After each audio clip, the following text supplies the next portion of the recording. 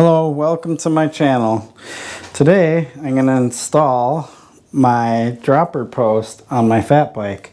You'll notice here that there is no hole or cutout in the frame, and so I have the drill and I'm going to drill it out so I can feed the cable up in there. So let's go ahead and get that process started.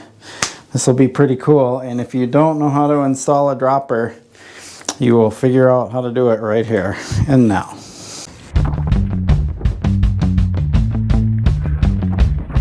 Yeah. Oh, yeah.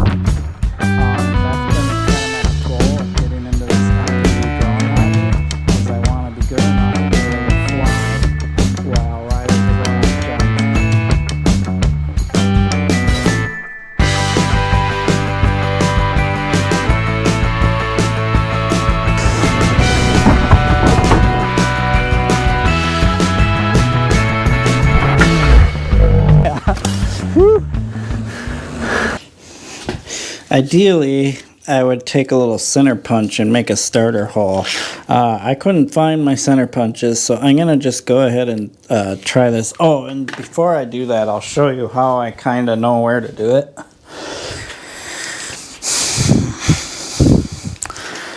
And it really depends. This is a size small frame, so you have to be kind of careful how far down this goes and where you're going to drill the hole, because if I drilled it way up here, that would be, the post wouldn't be able to insert all the way in the frame. Looking at my current seat height, I'm going to want this post almost all the way down, maybe a little higher because I run this low because I don't have a dropper, but now I can run it higher because I'll have a dropper. So judging by where this ends up when it's all the way down into the frame, I'm going to want to drill kind of down by where this sticker is here, so the cable has enough room to come up and rest into the bottom of this. So that'll be the plan. So I don't really, as long as it's in here somewhere, it doesn't have to be that accurate. It'll give the cable enough room to go up in there. So I'm going to try to drill a hole without a starter hole from a center punch, and if it goes all over the place, I will have to figure out where my center punches are.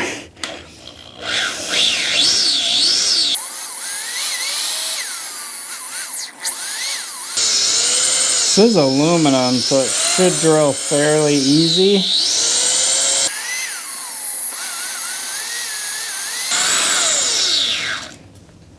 It's going in there, but it's taking its sweet time. I'm going to look at these bits. I thought these were for metal, but maybe they're not, and I'll double check that. Hold on. Okay, so I switched bits.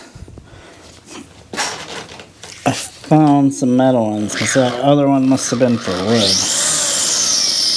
Yeah, this seems to be actually cutting.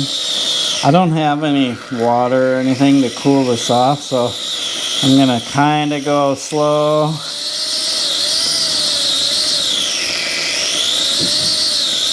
But now I can actually see flakes coming.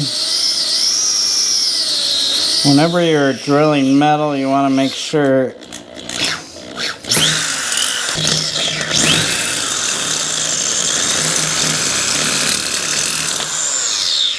basically what I want is an oval hole, so I'm just gonna kind of hack one in there, because, you know, that's sometimes how I like to do it. Oh yeah, that's working great.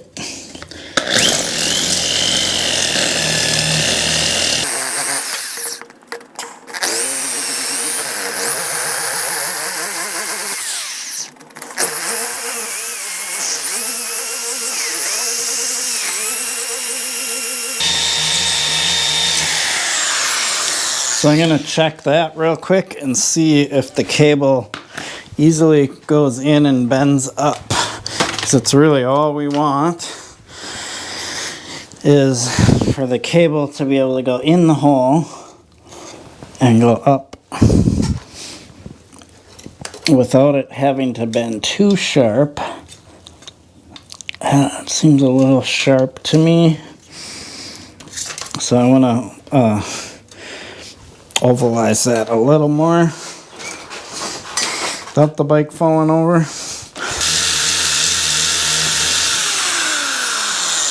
Looking pretty good. It's got a little rough edge there.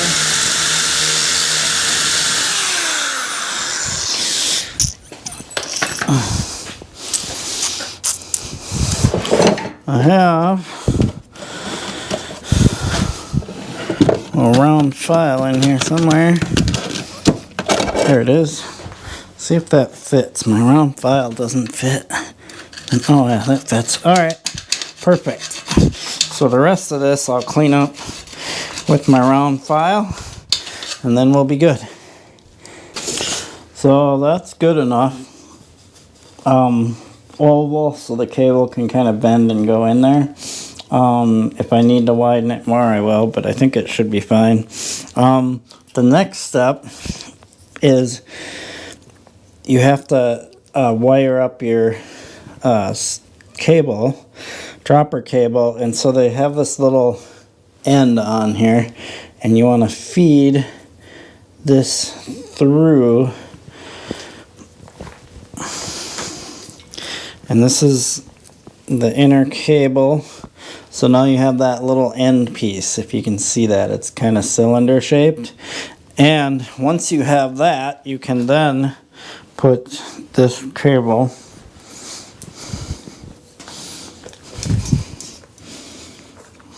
into the housing.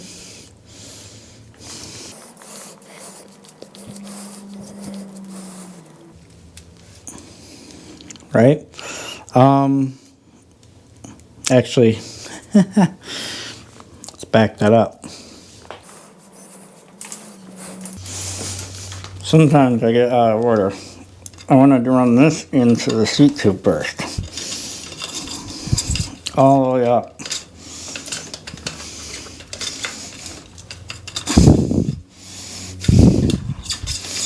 There you go. So once it's in the seat tube, then you want to do this part. And so that little end that I just created is what goes into the seat post.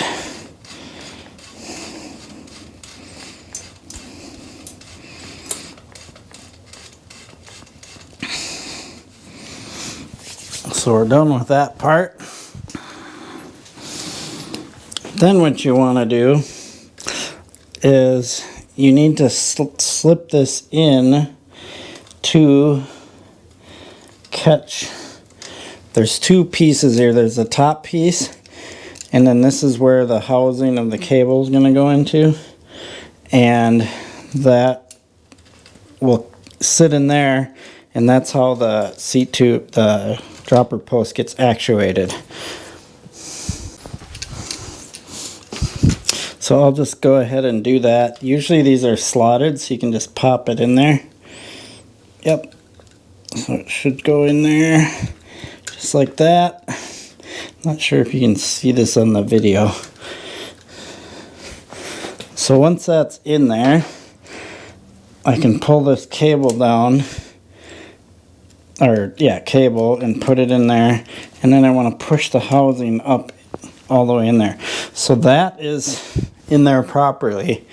So the housing goes in here, so you can see how that just slides in, locks into place. And if you look in here, that little cylinder end is caught in there. There's a little groove here. So that's actually how I was able to pull the cable down and slide it in there. So once it's set up like that, you can then feed your seat post down into the frame. That's as far as I'm realizing this one goes. So I'm gonna make it so the logo goes there. try to keep this snug in there.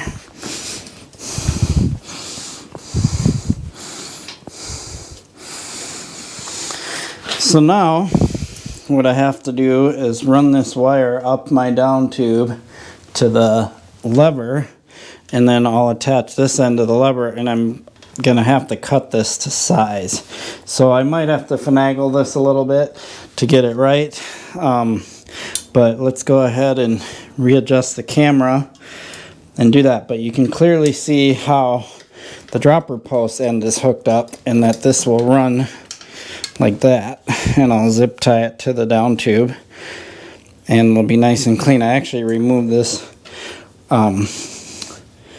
water bottle bolt so the post can go down a little bit more, but this should be fine for me because I ran my seat a little low on this bike because I didn't have a dropper, so I think I will be okay here with this height.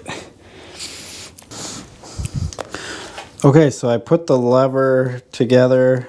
I put the clamp on there. There's actually 2 holes. So if you wanted the lever to be shorter or longer, I want it to be reach out longer. So I put it on the hole that's furthest that way, which once it's clamped, it will move the lever that way. I do have the option of moving the lever that way, but I'm gonna go just on the outside of the brake and have the lever right there. I have these brakes set up for 1-finger braking. I hate stuff being in the way of my grips. So when I'm holding on, I don't want levers and stuff there. You can see I kind of move my shift levers out of the way on the other side too. And I don't mind just reaching my thumb over and hitting them. That's just personal preference. You could mount on the inside if you wanted to, and then have it right there. I mean, that's really up to you where you want that lever to be. Same thing with shifter levers. Usually you can move them inside, have them closer. I don't like that personally. So, all right. So I'm gonna go ahead and mount this onto the handlebar. Okay, so I just want to make sure the angle's where I want it. I could probably angle it a little more.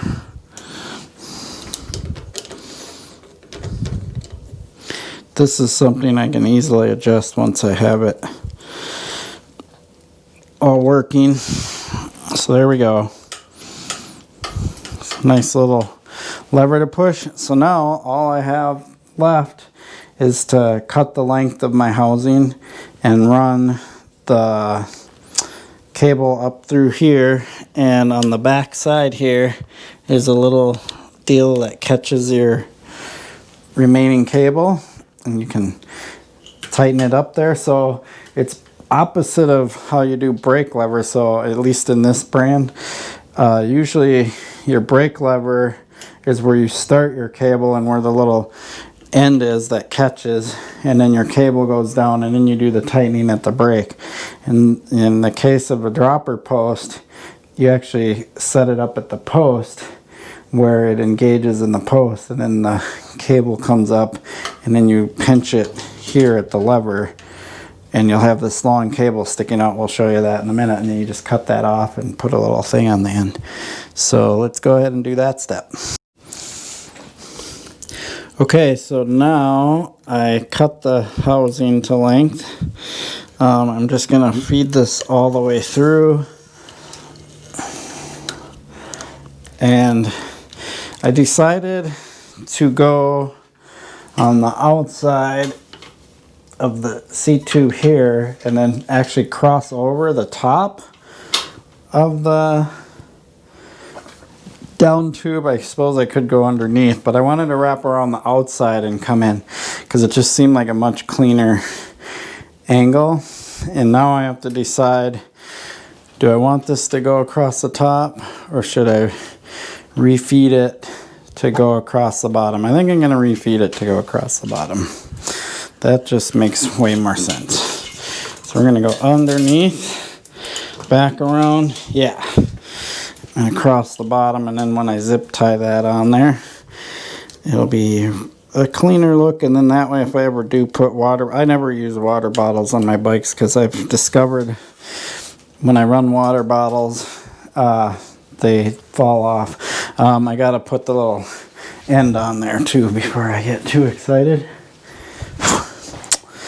they give you these little ends, so you don't really want to run the housing directly against the adjuster barrel. You want these little either aluminum or steel ends, depending on what you're working on, whether it's brakes, shifters, or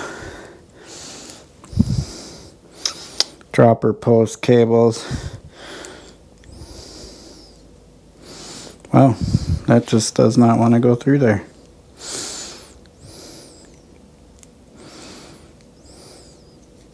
There we go.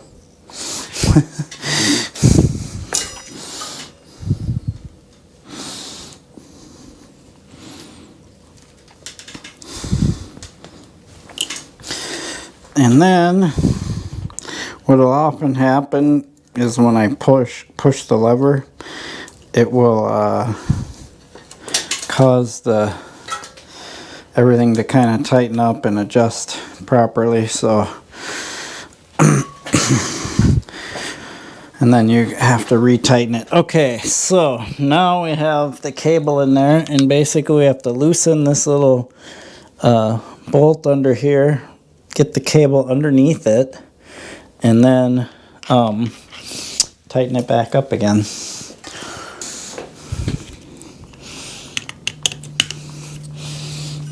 I'm going to loosen this, get this cable to go. Sometimes you have to feed them. Maybe I do, huh?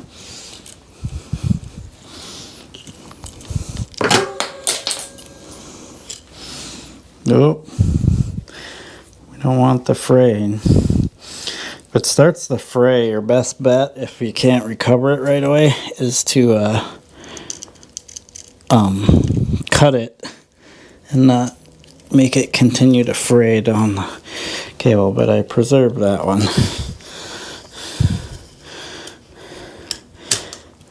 Alright. We are almost there.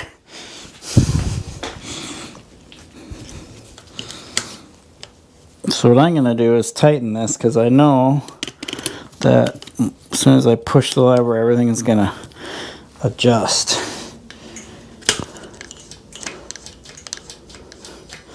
But there's no way that just worked right off the bat.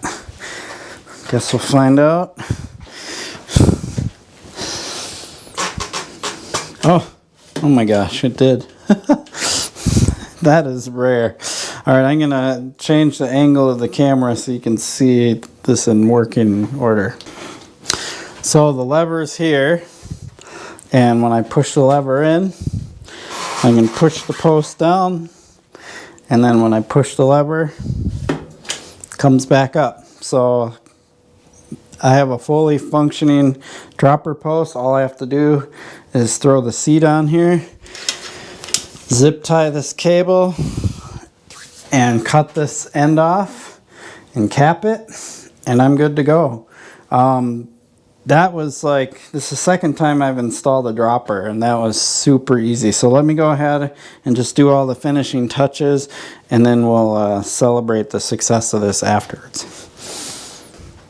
Okay, I feel like I have a new bike, even though this thing's a 2015, I believe. With these upgrades, I modernized it. Dropper post, pretty sweet. So now I can get the seat out of the way if I want to jump and stuff. I put a higher rise handlebar on it, Spank spoon bars, and I converted it from a 2x10 to a 1x10 with a wider range rear cassette. So I can go 32, 42. Hopefully that's enough for climbing in the snow in the wintertime. If not, I have somebody that has a SRAM NX 12-speed, and I'll just throw that on. But I think the 1x10 should be plenty of range for me. So there you have it. My fat bike is now complete. You got to see the dropper post install with a frame that doesn't have a cutout. So I basically just drilled a hole and ovalized it. Used the drill to ovalize it, and a file and that was pretty simple. It is just aluminum. I started out with a wood bit. I guess I didn't realize that, but once I put the correct bit on it, just drilled right through there. So pretty excited. Dropper post. I'm kind of standing in the way, ain't I? If I stand behind the bike, you can see it. Then I have to reach like this.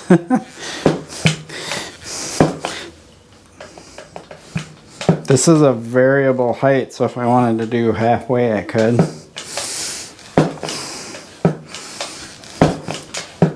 Works perfect. I'm stoked. Thanks for watching. Please like and subscribe.